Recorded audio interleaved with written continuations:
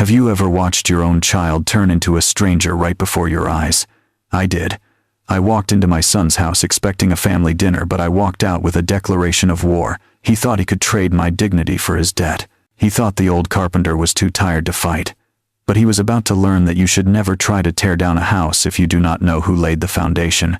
My name is Marcus Washington, and this is how I saved my legacy from my own son. Before I reveal exactly what happened next, let me know where you're watching from in the comments. And please subscribe if you believe that you should never mistake a father's silence for weakness. My name is Marcus Washington and I am 72 years old. My whole life I believed that if you worked hard and raised your children right, you would earn a peaceful old age. I was wrong. My visit started 2 days earlier when I first stepped into my son Dante's kitchen. It was the cleanest place I had ever seen. And I do not mean that in a good way. It was sterile.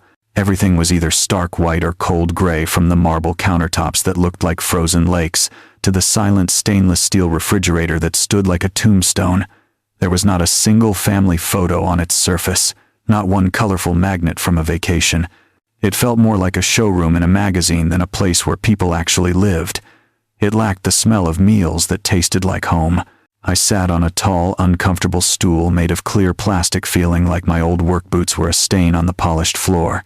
My daughter-in-law Jasmine was arranging a salad on a square plate. It looked like a piece of modern art. A few green leaves and slices of avocado were fanned out perfectly. She was not preparing to eat it. She was taking pictures of it with her phone, turning the plate this way and that to catch the perfect light. Dante walked in a moment later holding 2 large glasses of wine. He set one down in front of me. "Try this, Dad," he said. "It is a French red, not like that cheap stuff you usually drink." I just gently pushed the glass away. My wife Sarah never liked alcohol in the house after her father's troubles. Dante knew that. Maybe he forgot, or maybe he just did not care anymore, because that part of our lives did not fit the image he was building. "So Dad, tell Jasmine one of your old stories," Dante said, trying to fill the dead air. "Tell her about how you built the wood shop yourself from the ground up." I started to tell the real story. I told her about the early days in 1974. I told her about having to salvage scrap lumber from construction sites because we could not afford to buy new wood. I told her about the night a storm nearly tore the tin roof off the shed. I told her how Sarah and I stayed up all night with buckets and tarps fighting to save it. We were soaked to the bone, but she never complained. These were my memories, the foundation of our family. And then I told her about my old friend Henderson, who loaned me $500 with nothing more than a handshake. Dante cut in immediately with a forced little laugh. "What Dad means is he presented a solid business plan and secured initial funding from an angel investor who believed in his vision." He turned to Jasmine and winked. "My dad can be a little too humble sometimes." I fell silent. He was not just rephrasing my words, he was rewriting my past. He was scrubbing away the poverty and the struggle and turning my life into something clean and shiny for his new world.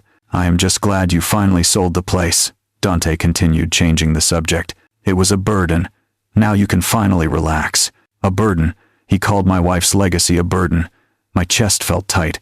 I looked at my son, trying to see the little boy who used to run around that shop, his hair covered in sawdust. But he was gone. In his place was a stranger who spoke a language of money and appearances I did not understand. After dinner, Jasmine excused herself to go upstairs to do what she called her evening meditation. I watched her go, and I suspected her meditation involved scrolling through social media in a dark room until her eyes hurt. That left me alone with Dante. The air in the room shifted the moment she left. It went from awkward to businesslike. Dante did not offer me dessert or coffee. Instead, he reached into his leather briefcase and pulled out a thick stack of papers. He placed them on the table in front of me with a heavy and deliberate thud. "What is this?" I asked. "Just some investment paperwork, Dad," he said. His voice was a little too smooth. It was the voice he probably used on clients who were asking too many questions. "I spoke with my financial advisor, and they have a fantastic portfolio for retirees. It is zero risk with steady returns. It will make sure you are set for life with nothing to worry about." He reached into his jacket pocket and pulled out an expensive-looking pen. It was heavy and black with gold trim. He flipped the stack of papers to the very last page, tapped finger on a blank line next to my printed name. "You just need to sign right here. I will handle the rest." I looked down at the documents. There had to be 30 pages easy. They were filled with tiny print and legal terms I had never seen before. The paragraphs were dense blocks of text that looked designed to keep you from reading them. I reached out and closed the folder. I pulled the stack toward me. "Let me read it first," I said. A flash of annoyance crossed Dante's face. It was quick like a flicker of lightning behind a cloud, but I saw it. His smile vanished for a fraction of a second before he plastered it back on. "Dad, you do not need to do that," he said. "It is complicated stuff. It is all standard boilerplate language. I have already read it all for you. It is good for you. I promise." I looked at my son. He was leaning forward slightly. His muscles were tense. He looked like a runner waiting for the starting gun. He was vibrating with a nervous energy that he was trying very hard to hide. "Son," I said, and my voice was low and steady, "I have not signed a single thing without reading it first in 70 years. I read the contract for my first truck and the mortgage for the house on Elm Street 3 times before I picked up the pen. I am not about to start signing blind now." A new kind of silence filled the room. It was not just awkward anymore. It was heavy. It pressed down on my shoulders. I could feel his impatience rolling off him in waves. He was tapping his foot silently against the leg of the table and was hiding something. My father used to tell me that an honest man is never in a hurry. An honest man has time because the truth does not expire. But a liar is always running against the clock. Dante let out a long and frustrated sigh. He ran a hand over his face, wiping away the fake smile. "Fine," he said, standing up abruptly. His chair scraped loudly against the floor. "But do not take too long, Dad. Good opportunities do not wait around forever. The market moves fast." He turned and walked out of the room without looking back, and left me alone with the stack of papers and the heavy gold pen. I sat there for a moment listening to his footsteps fade down the hallway, looked at the document in front of me. The words seemed to swim on the page. I did not need to read the fine print to know that something was wrong. I could feel it in my gut. It was a cold feeling of dread that was just beginning to take root in my stomach. It felt like I had swallowed a stone. I touched the paper. It felt cold and sharp against my rough fingertips. This was not a gift, was not help. This was a trap. I just did not know what kind of trap it was yet. But as I sat in that sterile white room under the bright lights, I knew one thing for certain. I was not going to sign anything until I knew exactly what my son was trying to bury in these pages. To make up for the tension or so he claimed, Dante insisted we go out for a drink. He said he wanted to clear the air. His took me to a place down the street called the Velvet Room. It was not a real pub. It was not like the places I knew back in the day where sawdust covered the floor and the bartender knew your name and your order before you even sat down. This place was dark and sleek. It had soft music playing that sounded like a slow and artificial heartbeat thumping through the floorboards. The air inside did not smell like beer or peanuts. It smelled of expensive perfume and whiskey that cost more per glass than I used to make in a whole day of framing houses. Young people were everywhere. They were all dressed in sharp clothes that looked uncomfortable. Their faces were lit by the cold blue glow of their phones. They did not laugh loudly. They murmured their conversations. They sounded like they were whispering secrets about stock prices and weekend trips to places I could never imagine visiting. I felt like a black and white photograph that had been dropped by mistake into a world of dazzling digital color. And I watched a young man no older than Dante was when he left for college. He was showing off a watch on his wrist to a woman who looked bored. That watch probably cost more than the down payment on my first house. The house where I raised the man who was now sitting uncomfortably beside me. Dante ordered me a fancy cranberry juice with a sprig of something green floating in it. He did not ask what I wanted. He just assumed an old man could not handle the hard stuff. He sat on the edge of his stool, kept glancing at his phone. His thumb swiped nervously across the screen. Up and down, up and down. He was not here with me. Not really. His mind was 1,000 miles away, running through calculations I could not see. I took a sip of the juice. It was bitter. I looked at my son. "Is everything all right, Dante?" I asked. He jumped a little. "Yeah, Dad, everything is great. Just work stuff. Always busy, you know." He gave me a smile that did not reach his eyes. It was a thin smile. It was stretched tight over his teeth like a mask that was slipping. After about 5 minutes of this strained silence, his phone buzzed on the polished bar top. It vibrated with a harsh and angry sound. He looked down at it. A look of relief washed over his face. It was almost insulting how happy he was to have an excuse to leave me. "Ah, shoot," he said, standing up too quickly. "It is work. It is a big client from overseas. "I have to take this, Dad. It is important." He did not wait for my response. He just squeezed my shoulder with a hand that felt disconnected and cold. "I will be right back," he called over his shoulder. He hurried toward the door, walking with a fast and desperate stride. But I knew he would not be right back. I watched him go. I was left alone at the polished bar, a 72-year-old man in a flannel shirt, surrounded by a world I did not belong to. I was abandoned by my own son in a room full of strangers who looked through me like I was made of glass. I sat there for a long time, watching the ice in my glass melt. The sprig of green herbs sank to the bottom like a drowned thing. The low thrum of the music and the murmur of conversations faded into a dull buzz in my ears. I felt a presence beside me and turned to see the bartender. He was a young man, maybe 25, with quick, intelligent eyes. Was wiping down the counter with a clean cloth, but he was not looking at the counter. He was looking at me. He had been looking at me ever since I sat down. "Excuse me, sir," he said. His voice was quiet and respectful. "I do not mean to bother you, but are you Mr. Washington? Marcus Washington?" I was taken aback. Nobody in this part of town knew my name. To everyone here I was just Dante's old father, a relic from a past he was trying to bury. "I am," I said, my voice cautious. "How do you know me, son?" The young man put his cloth down. He leaned a little closer across the bar. The practiced professional smile he gave the other customers vanished. It was replaced by something genuine, something real. "My name is Trey," he said. "My mother is Etta. Miss Etta. She used to work at the laundromat on 8th Street years ago. You and your wife, Mrs. Sarah Washington, used to come in every Saturday morning." The name of my wife, spoken in this cold and unfamiliar place, was like a sudden warmth spreading through my chest. Sarah. It had been 2 years since I lost her, but sometimes the grief was still as sharp as broken glass. I remembered Etta. She was a quiet woman who worked harder than anyone I had ever met. She always had a kind word for everyone. "I remember your mother," I said, my voice softening. "A good woman. How is she doing?" Trey smiled, a real smile this time. It reached his eyes. "She is good. She is retired now. She still talks about Mrs. Sarah all the time." He paused and his expression grew more serious. "I was just a kid, but I remember one winter I got a bad case of pneumonia.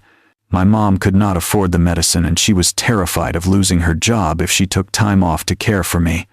Your wife found out somehow." He looked down at his hands for a moment, then back at me. "She showed up at our apartment one afternoon with a bag full of groceries and the medicine from the pharmacy. She told my mom not to worry about work for a week. Her never asked for anything back. She never told anyone. My mother never forgot that, Mr. Washington. I never forgot that. Mrs. Sarah, she was one of the good ones." Hearing him speak about Sarah with such reverence and gratitude was like a drink of cool water after a long walk in the desert. It reminded me of the world that Dante had left behind, a world where kindness was not a transaction. It was a world where people looked out for each other because it was the right thing to do. The world Sarah and I had built our lives in. For the first time all day, I did not feel like a ghost. I felt like Marcus Washington again. I felt like Sarah's husband. I was still lost in the warmth of that memory when Trey's demeanor shifted. The friendly light in his eyes vanished instantly. It was replaced by a sharp and urgent focus. He glanced quickly over his shoulder as if checking for spies. The casual way he had been polishing a glass became tense. His movements became clipped and deliberate. He put the glass down with a soft click that sounded like a gunshot in the quiet space that had formed around us. Then he did something that startled me. He reached across the bar and grabbed my forearm. His grip was not hard, but it was firm. It demanded my full attention.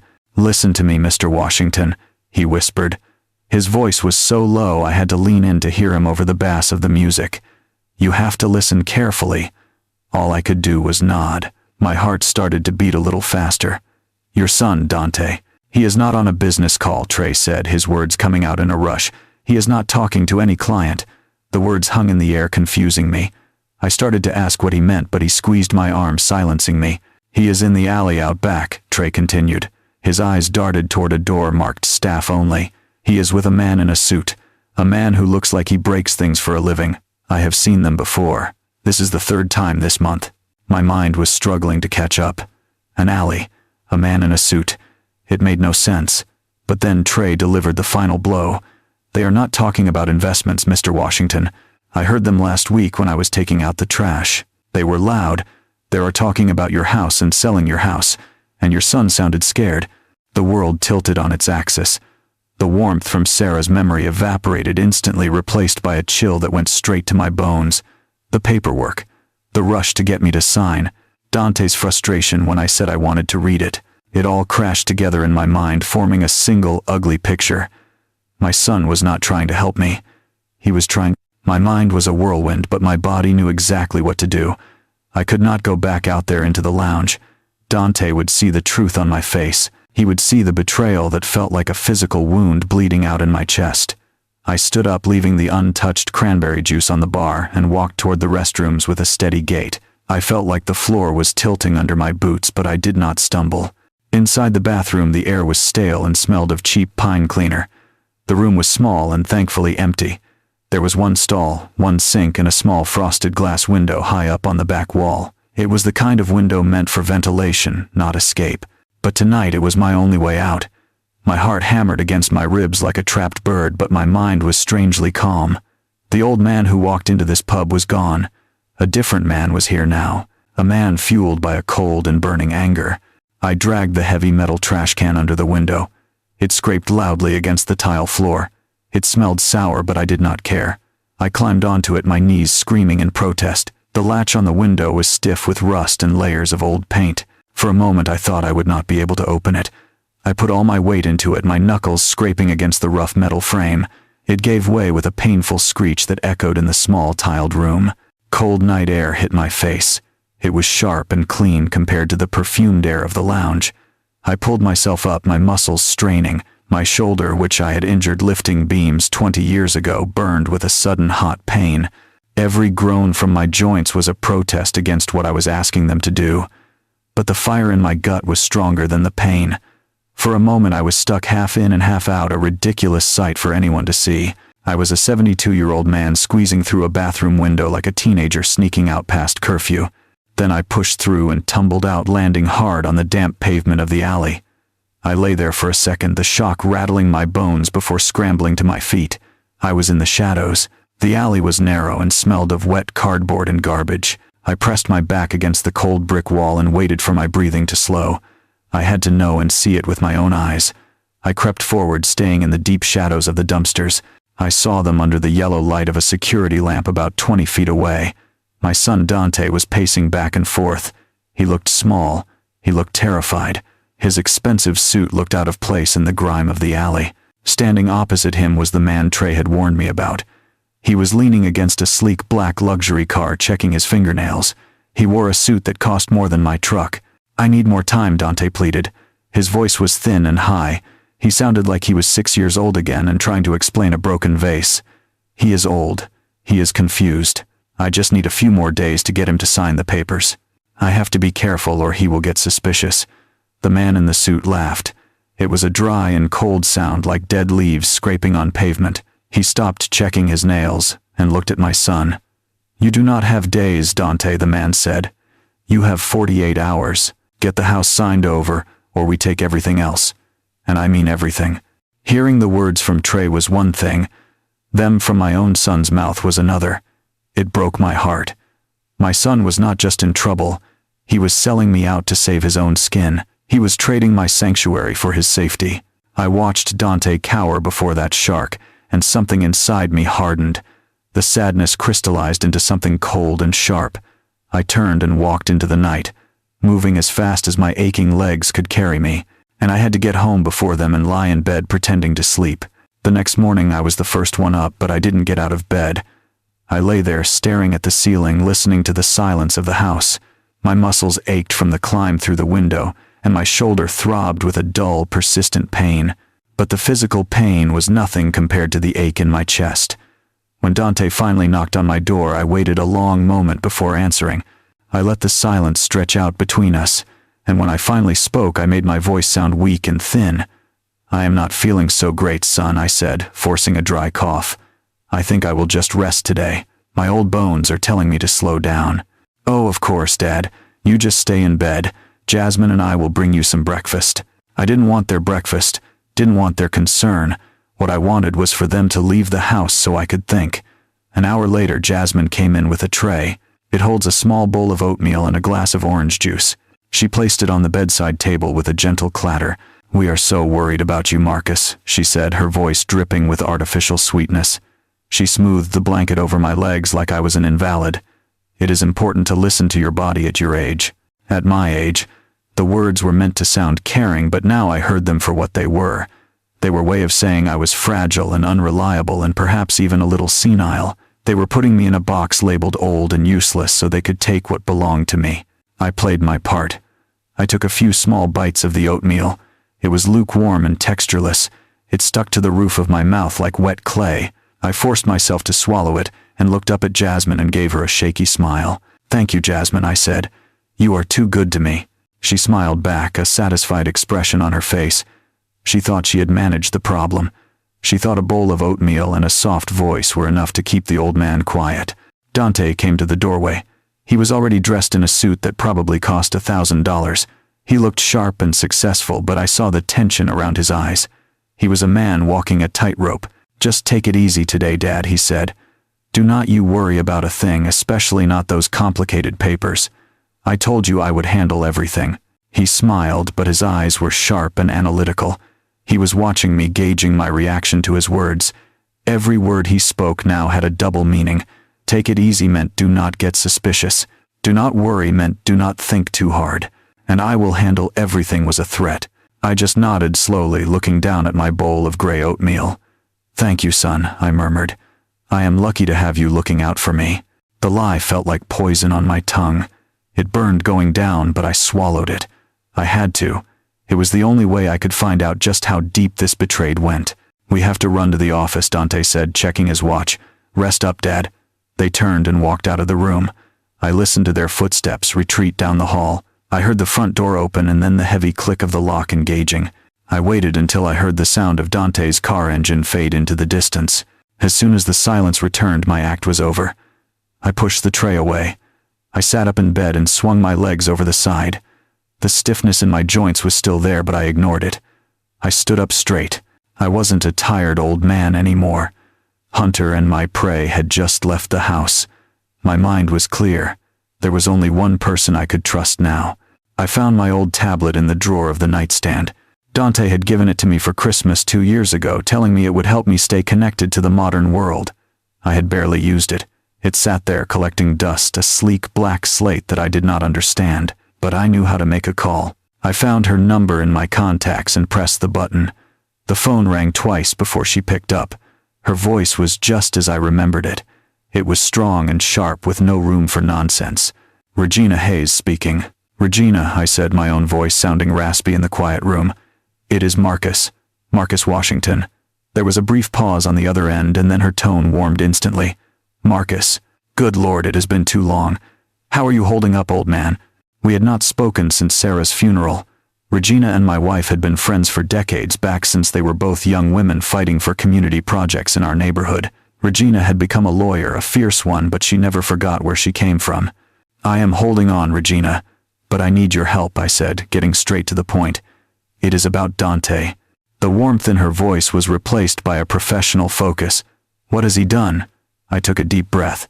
"He wants me to sign some papers. He calls them investment papers, says they are to secure my retirement.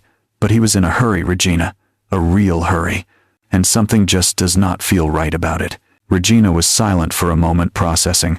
She knew me, and I was not a man who panicked over nothing. "Okay, Marcus," she said, her voice all business now. "Do not you sign a single thing, do you hear me? Not even your name on a napkin. Can you get those papers to me?" "How?" I asked. "I cannot exactly walk out of here and mail them." "Does that son of yours still have you using that tablet I told you to get?" she asked. "Yes," I replied. "Good. The camera on that thing is better than you think.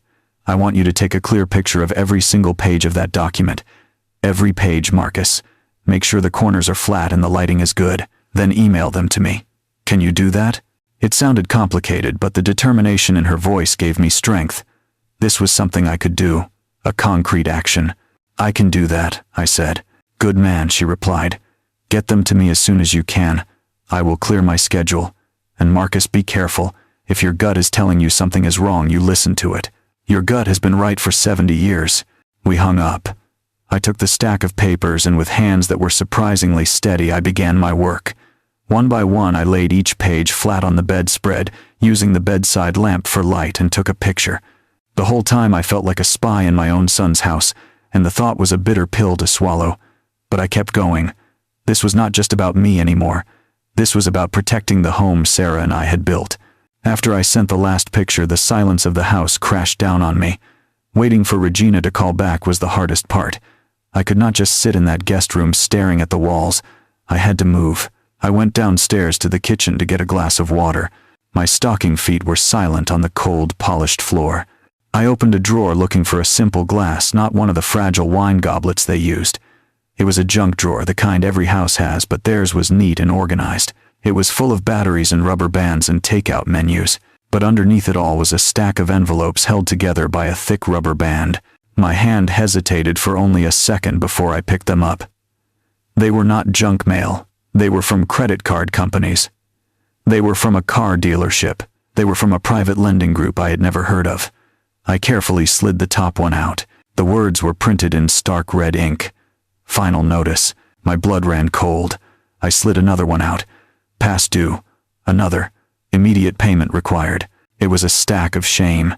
It was a testament to a life lived on borrowed money and borrowed time. I put the letters back exactly as I had found them and closed the drawer. My eyes scanned the living room, but now I was seeing it differently. I walked over to the bookshelf where Jasmine kept one of her expensive-looking handbags on display like a piece of art. I picked it up. My whole life I worked with my hands. I know the feel of quality materials. I know the weight and smell of real leather. This was not it. It felt thin and plasticky. It had a chemical smell like new tires. It was a cheap imitation designed to impress people who did not know any better. I saw the large, colorful painting on the wall. From a distance it looked impressive, but as I got closer I saw that it was not a painting at all. It was a print, the kind you buy online, stretched over a frame to look like the real thing. There was no texture. There was no life to it. I saw Dante's fancy watch sitting on his desk in the small office nook. I picked it up. It was light. Too light. It felt as empty as a toy pulled out of a gumball machine. Everything, from the paintings on the walls to the watch on my wrist, was a carefully constructed illusion. My son was not only in a little trouble, he was drowning. He and his wife were living in a house made of paper, and they were about to tear my house down. Just then my tablet vibrated on the kitchen counter, making a harsh buzzing sound against the marble. It was Regina. My heart leaped into my throat. The time for waiting was over. The time for answers had come. I picked up the tablet on the first buzz. My own reflection looked back at me from the dark screen. A tired old man with fear in his eyes. I swiped the screen and put it to my ear. I held my breath so I could hear the rustle of papers on her end. It sounded like dry leaves scraping together in a dead wind. "Your son is a liar," she said, and there was no kindness in her words, only a brutal and chilling honesty. "These are not investment documents. There is no portfolio for retirees. There is no fund to secure your future. It is all a lie, Marcus. A complete and utter fabrication." The floor seemed to drop out from under me. I had to grab the edge of the kitchen counter to steady myself. The room felt suddenly too bright and too white. "What is it then?" I stammered. "It is a quitclaim deed, Marcus," she said. She pronounced the word slowly and precisely, like a judge handing down a death sentence. "Do you know what that is?" "No," I whispered. "It means you are signing away your property. You are giving your house, the house you and Sarah poured your lives into, to Dante voluntarily for the sum of $1. It is buried on page 17 in a paragraph so full of legal jargon, it is designed to make your eyes glaze over.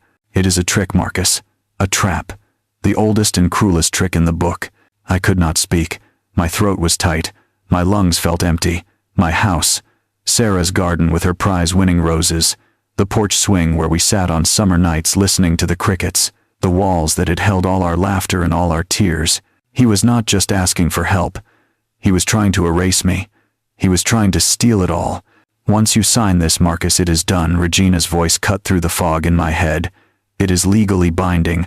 You would be willingly giving him everything. You would have no home, nothing. He could put you out on the street the next day and there would be nothing I could do to stop him. He is not trying to secure your future, Marcus. He is trying to steal it to pay for his own." I sank onto one of the cold, hard kitchen stools. The beautiful, sterile room seemed to spin around me. I thought of Dante as a little boy crying in my arms after he fell off his bike. I thought of the pride I felt at his college graduation watching him walk across that stage. Thought of all the sacrifices Sarah and I had made for him, all the love we had poured into him. And this was how he was repaying us. This was his gratitude. The shock was so profound it went past sadness. It went past heartbreak. It settled deep in my bones as a cold and heavy stillness. It was the kind of stillness that comes before a hurricane. The betrayal was a physical thing. It was a heavy weight pressing on my chest, making it hard to draw breath. It felt like the foundation of my life had cracked. Regina was still talking, telling me about legal options, about what we could do next. But I wasn't really listening anymore. I was looking at my reflection in the black screen of the tablet. The fear was gone from the old man's eyes. It had been replaced by something else, something hard, something unforgiving. The storm had arrived. When they returned home that evening, the psychological war began. It did not start with a loud battle or a shouting match. It started with quiet and insidious little attacks designed to make me doubt my own mind. I was sitting in the living room reading a book I had brought from home. Dante walked in, loosening his tie. "Hey, Dad," he said, his tone casual. "Just wanted to let you know I put your keys in the ceramic bowl by the door. That way you will always know where they are. I do not want you misplacing them again." I looked at the small side table right beside my chair. That was where I had put my keys. I had placed them there carefully next to my reading glasses not 2 hours ago. He had moved them. It was a tiny shift in my environment, but it was a message. He was telling me that I was not in control here. He was telling me that my memory was failing even though it was sharp as a tack. The next day it escalated. At breakfast I mentioned that I needed to call my old neighbor George to check on his wife Martha. She had been under the weather with a cold when I left. Jasmine looked at Dante with an expression of deep and exaggerated concern. She put her hand over her mouth. "Marcus, honey," she said, her voice dripping with pity. "Do not you remember? Dante told you yesterday. George's wife passed away 6 months ago. We were so worried about how you would take the news." I stared at them. I had spoken to George just last week. His wife Martha was fine. She had just won second place in the local baking competition with her peach cobbler. I could still taste the slice she gave me. But they both looked at me with such convincing sympathy. They looked at me with such gentle sadness that for a split second, a terrible and dizzying wave of doubt washed over me. Did I imagine the phone call, I asked myself. Was my mind playing tricks on me? I saw a flicker of triumph in Dante's eyes before he masked it with a heavy sigh. "It is okay, Dad," he said, patting my hand. "Memory gets tricky. We are here for you." They were trying to build a cage around my mind, and the bars were made of my own self-doubt. They started hiding things. My reading glasses would vanish from the nightstand and reappear inside the refrigerator next to the milk. My wallet would be missing from my jacket pocket only for Jasmine to find it in the sugar bowl. Each time they would exchange worried glances and treat me like a child who could not be trusted with his own shoelaces. The most vicious attack, however, came from Jasmine's phone. That evening I saw her typing furiously, a sad little smile on her face. A few hours later my tablet buzzed with a notification. A friend from my old neighborhood had shared a post from Jasmine's public page. There was a picture of me. It was taken that morning when I was staring out the window thinking about my next move. The light caught me in a way that made me look tired and lost. The caption beneath it was a masterpiece of cruelty. "It is one of the hardest journeys a family can go on," she wrote. "Caring for a parent who is slowly fading away. Some days are clearer than others. We cherish every lucid moment, every memory he can still hold on to. It is heartbreaking to watch the man, who was once so strong, become confused by the simplest things, but we are facing it with love and patience. So grateful for my amazing husband for being a rock during this difficult time." She finished it with a string of hashtags: elder care, family journey, dementia awareness, love my pops, staying strong. She was painting a public narrative. She was telling the world that Marcus Washington was losing his mind, creating a story that would make anyone, even a judge, question my competence. Any protest I made would just look like a symptom of the very confusion she was describing. I read the post, and a rage so pure and so cold filled me that it burned away any remaining sadness. They were not just trying to steal my house, so trying to steal my identity. They were trying to erase me, to turn me into a feeble-minded old man before I was even gone. I closed the tablet. I looked across the room where they sat watching television, looking like the perfect, caring family. I let a slightly confused and vacant expression settle on my face. If they wanted me to be a forgetful old man, then that is exactly what I would be. I would play their game. I would be the best damn confused old man they had ever seen. And from inside my cage of their making, I would find a way to tear their whole world apart. I embraced the role they had written for me. The next morning I came downstairs and asked Jasmine what day it was. "It is Wednesday, Marcus," she said patiently, as if speaking to a toddler. I nodded, poured myself a cup of coffee, and sat down. 5 minutes later I looked up from my cup and asked Dante, "Son, what day is it today?" He and Jasmine exchanged a look of shared victory. "It is Wednesday, Dad," Dante said, his voice slow and gentle. "Just like Jasmine told you." I looked down at the table, feigning confusion. "Oh, right. Of course." Inside I was a coiled spring. A forgetful old man is invisible. He is harmless. So, I became invisible. I shuffled when I walked. I let my mouth hang open just a little when I was watching television. I became a ghost in their house. And all the while I was listening. I listened to their hushed phone calls about interest rates. I listened to Dante begging the man from the alley for just a few more days. They saw a frail old man in a chair, but they did not see the man inside, piecing together their desperation. The nights were the hardest. On the third night I waited until the house fell silent. I slipped out of bed and took the tablet from the nightstand. I crept into the guest bathroom and sat on the edge of the tub. The dim glow of the screen was the only light. I started with what I knew. I typed in Dante's name and the name of his financial firm. The first result was the company website. It was glossy and professional, full of smiling photos. It was the public face, the beautiful lie. I opened a new search tab. I typed in Dante's name again, but I added other words. Debt, lawsuit, scam. For a long time I found nothing. It was like a digital fortress. But I was patient. I spent 50 years learning how to find the weak spot in a piece of wood. I would find the weak spot here too, and then I found it. It was a link to an obscure online forum for investors. The headline was simple: warning about Washington Financial Group. My heart started to beat faster. I clicked the link. A user wrote about how he had lost his entire pension in a high-risk tech fund that Dante's firm had recommended. He called Dante a predator. Underneath there were dozens of replies. A widow who lost her life insurance. A young couple who lost their down payment. It was a graveyard of broken dreams, all leading back to my son. In one of the threads, a user mentioned the aggressive lenders who started calling after the fund collapsed. He mentioned a company called Apex Holdings. I typed Apex Holdings into the search bar. The website was stark and intimidating, and on the team page I saw him. It was the man from the alley. His picture was there, a cold professional headshot. He had the eyes of a shark. His name was Julian Cross. Now I had him. I searched for Dante Washington and Julian Cross together. The fortress crumbled. I found public records of liens against Dante's assets, and I saw the numbers, the strings of zeros that represented the hole my son had dug. I finally understood.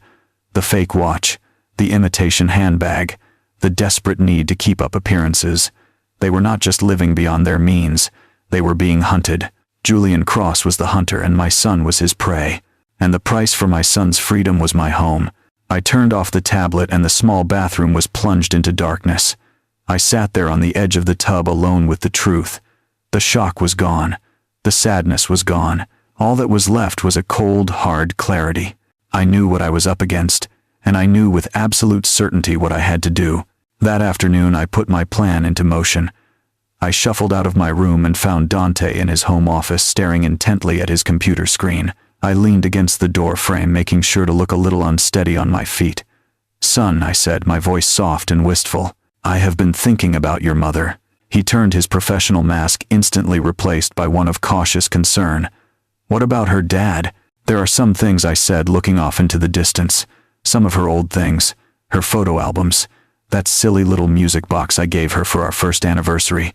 They are still at the house. I feel like I need to see them and to hold them." I let my voice crack just a little on the last word. I watched him carefully. I saw the calculation in his eyes. He thought this was a sign of sentimental weakness. He saw another symptom of my decline, but he also saw an opportunity.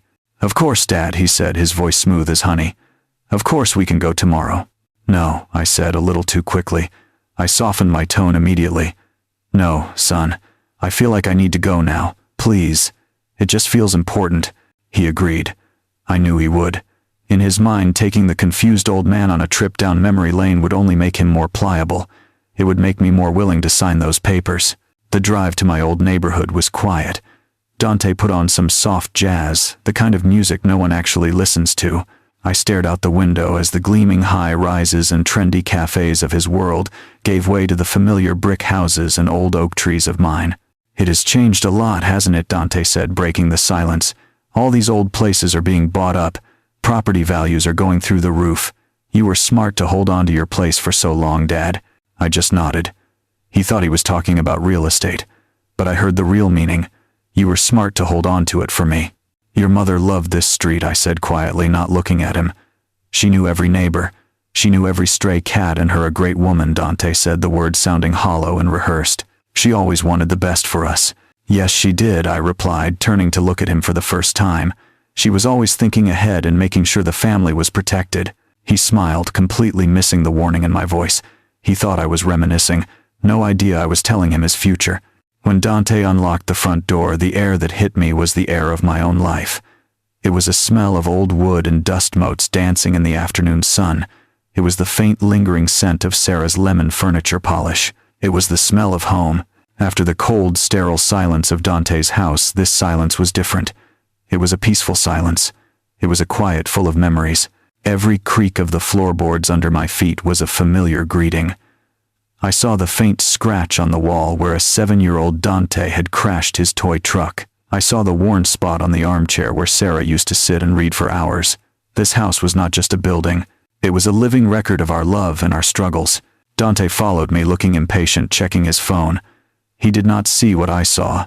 To him, this was just old property. It was a collection of assets. To me, it was sacred ground. I walked straight to our bedroom. It was exactly as we had left it. The old quilt Sarah's grandmother had made was still folded neatly on the bed. The bed itself was the first piece of furniture we ever bought together. It looked small and sturdy, but it held us through sickness and health for almost 50 years. I did not hesitate. Down on my hands and knees, ignoring the sharp protest from my joints. The space under the bed was dark and dusty. I reached my arm into the gloom, my fingers searching.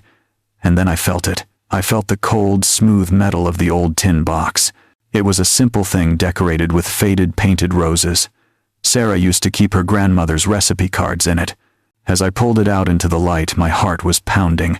It felt heavier than I remembered. This box was more than just memories. It was a message from the past. It was Sarah's last move in a game she knew we might one day have to play. It was her failsafe. I sat on the floor of our old bedroom, surrounded by the dust motes dancing in the sunbeams. My fingers trembled slightly as I lifted the rusty latch on the tin box. A scent rose up to meet me. The smell of old paper and dried herbs. The faint ghost of cinnamon. It was Sarah's scent. On top was just what I expected.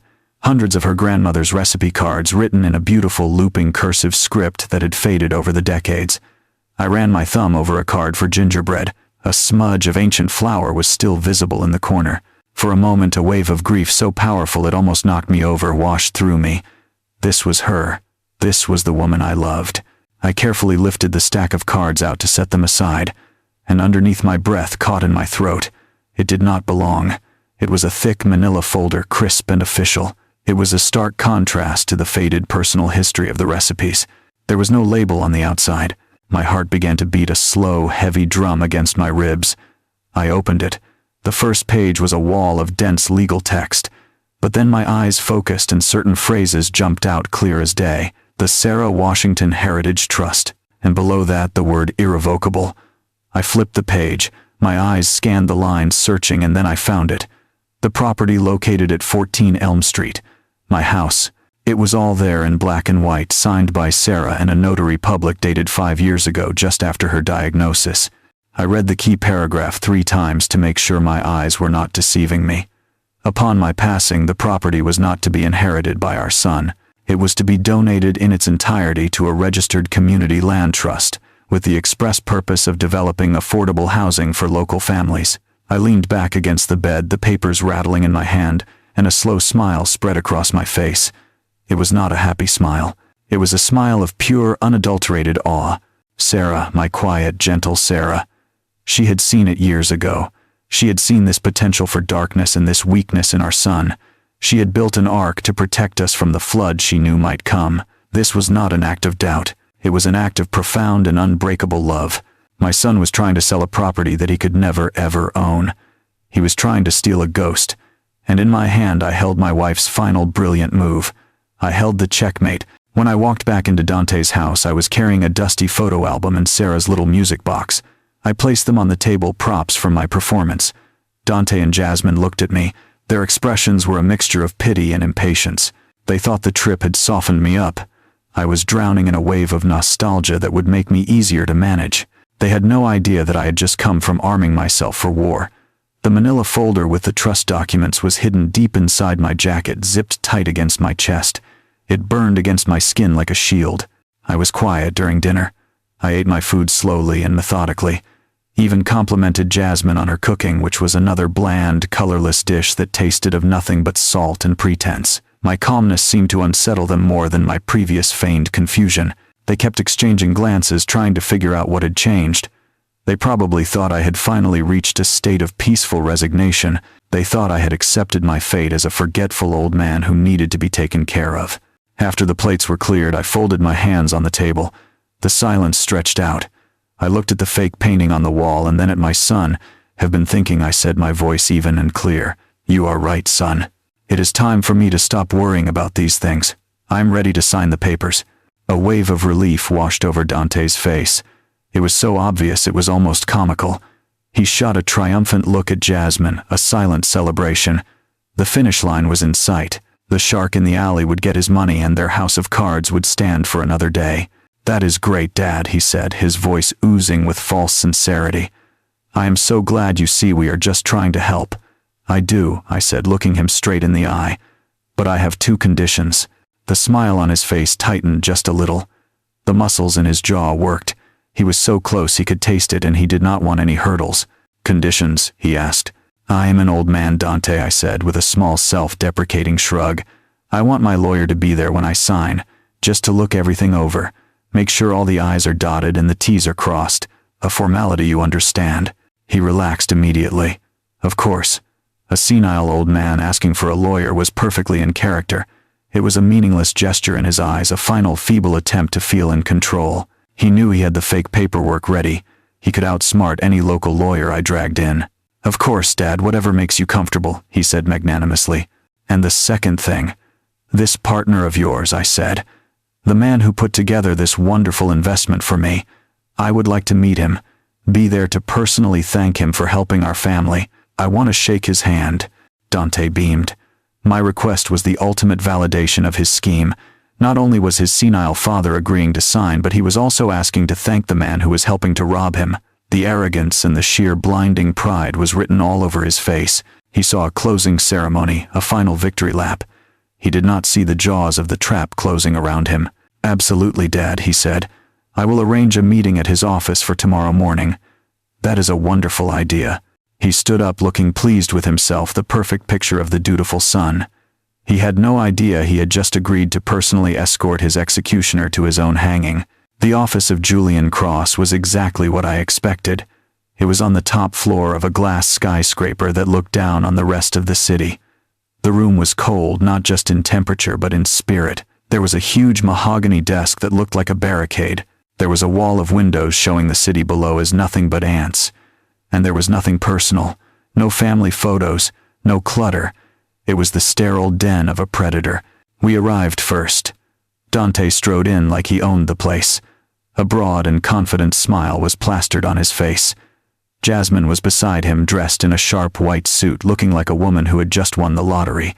They were buzzing with a nervous and triumphant energy. They thought this was their coronation. I shuffled in behind them, leaning a little heavily on my cane, playing my part to the very end. I looked around the big, intimidating room with wide and slightly confused eyes. I touched the leather of a chair like I had never seen such luxury. Julian Cross entered a moment later. He was exactly as I remembered from the alley. He was tall and impeccably dressed in a suit that shimmered under the lights. He had eyes that did not just look at you, they assessed you.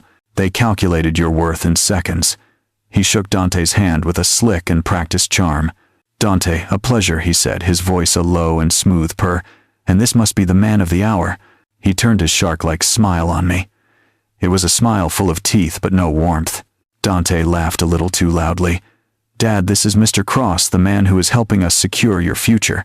I just nodded slowly, looking up at him from under my brow. I did not offer my hand. I just held my cane tighter. The last to arrive was Regina. She walked in and the entire atmosphere of the room shifted. She was not smiling. She carried a worn leather briefcase and wore a simple dark suit that meant business. She radiated a quiet and unshakable authority that made Julian's expensive office seem cheap. She nodded curtly at Julian and Dante, then came and stood beside my chair. The two sides were assembled. On one side sat Dante and Jasmine, overflowing with arrogance and greed. On the other side sat Regina and me, armed with nothing but the truth. The air was thick with lies and anticipation. The storm was here. Julian Cross sat back in his enormous leather chair and steepled his fingers. He looked at Dante with a smug, proprietary air. Well then, he began, his voice smooth as oil. "Shall we get to the pleasant business at hand?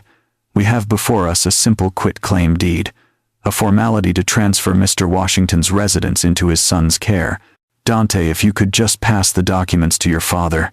Dante reached eagerly for the papers Julian was pushing across the desk.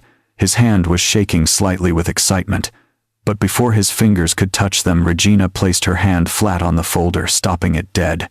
"That will not be necessary," she said. Her voice was not loud, but it cut through the room like a surgeon's scalpel.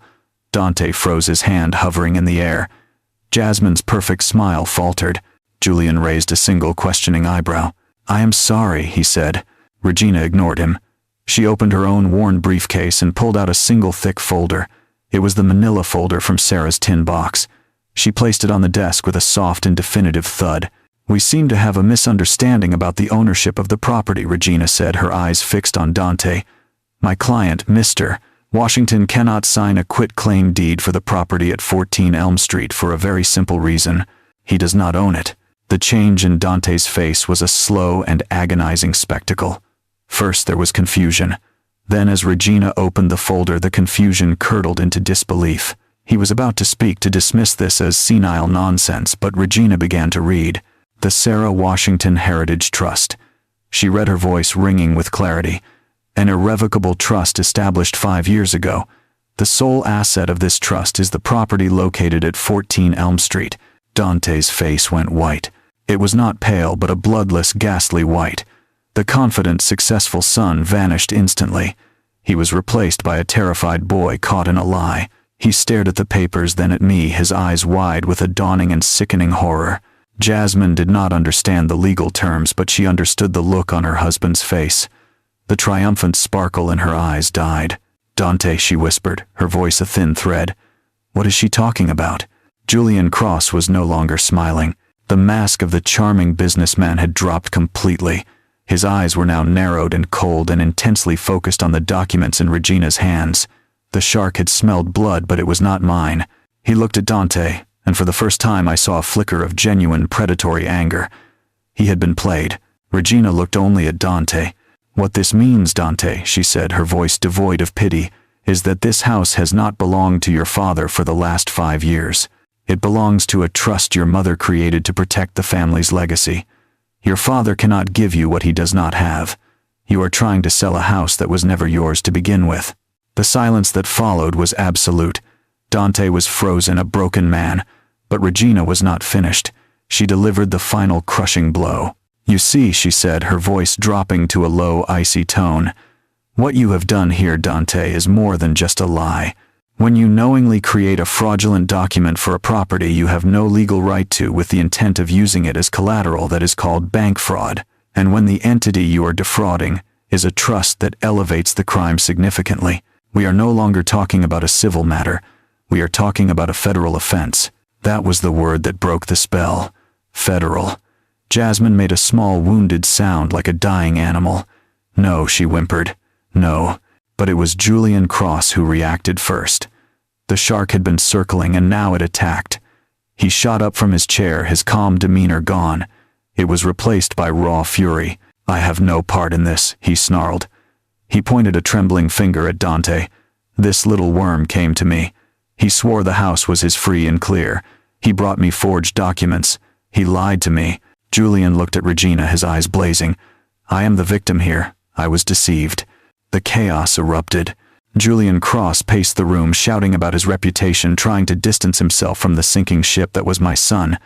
But my attention went to Jasmine. She was the one who broke first. Her sobs escalated into a full-blown hysterical breakdown. This was not the quiet, dignified sorrow she posted about online. This was the raw, ugly sound of a world ending. Her makeup began to run, carving black streaks down her cheeks. Her perfect white suit now looked like a costume for a tragedy. "Our trip to Aspen," she wailed. The words revealed everything. She was not crying for her husband's betrayal or my pain, so her was crying for the loss of her lifestyle. She was crying for the vacations and the handbags and the followers. Was crying for the death of her brand. "It is all gone," she shrieked, burying her face in her hands. She looked up at Dante with furious accusation. "You promised me, you liar." The curated fantasy of a perfect life had been set on fire, and she was screaming from inside the flames. It was a pitiful sight. Amid the chaos, I slowly got to my feet. The cane I had been leaning on now felt like a king's scepter. Every eye in the room turned to me. The room went quiet. I did not look at Julian or Jasmine. I looked at my son. He was slumped in the chair, a hollowed-out version of the man he pretended to be. He stared at the floor, unable to meet my gaze. "Your mother," I began, my voice quiet but filling the room. "Your mother always saw the best in you, Dante, even when you could not see it in yourself. She knew you had a good heart, but she also knew your pride. She knew your fear of failure could lead you down a dark path." I took a step closer, standing over him not as a victor but as a father. "She did not create that trust to punish you, created it to protect you. She knew this world of easy money and fake success could swallow you whole. Your mom was trying to protect the family's legacy, Dante, and that legacy is not a house. It is about integrity. It is about knowing the difference between what is real and what is just for show." I reached into my pocket and pulled out my old worn wallet, took out a single crumpled business card and placed it on the table in front of him. It was for the Community Land Trust, the organization that now owned our home. "She left you an opportunity, son," I said softly. "A way back. You could go to them, offer to help, swing a hammer, learn what it really means to build something real with your own two hands. Not for money and not for show, but for your own soul. The choice is yours." I did not need to press charges. The world he had built for himself was already his prison. I had just handed him the key. Whether he chose to use it was up to him. Without another word, I turned and walked toward the door. Regina followed, her hand resting briefly on my shoulder. I did not look back at the wreckage I was leaving behind. I walked out of that cold glass tower and into the afternoon sun. For the first time in a long time, I felt at peace. I had not destroyed my son. I had protected my wife's legacy and defended my dignity.